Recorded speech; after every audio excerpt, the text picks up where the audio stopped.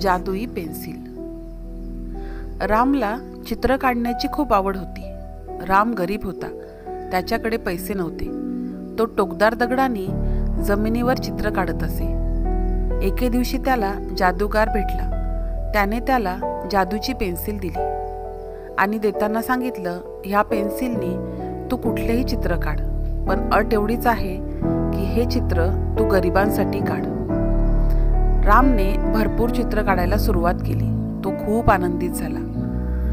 त्याने कधी कोंबडीचे चित्र, कधी मांजराचे चित्र, कधी गुलाबाचे चित्र काढायला सुरुवात केली।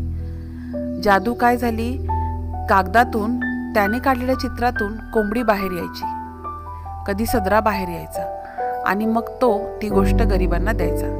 हा करता ही गोष्ट राजाच्या कानापर्यंत पोहोचली। राजाने सरदारांना सांगून रामला दरबारात बोलवले। रामला आज्ञा केली, एक नाण्याने भरलेलं मोठंसं झाड तू माझ्यासाठी काढ।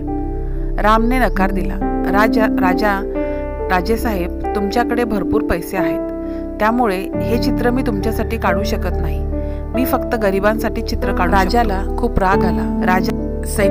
सैनिकांना राजाने आज्ञा केली, रामला पकडा आणि तुरुंगात टाका।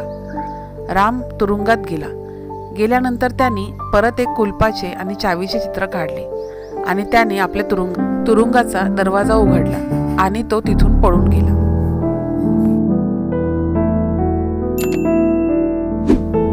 मित्रहो, तुम्हाला जादूची पेन्सिल मिळाली तर तुम्ही काय कराल हे आम्हाला कमेंट बॉक्समध्ये जरूर कळवा आणि अशाच नवीन गोष्टींसाठी आमच्या चॅनलला सबस्क्राईब करा।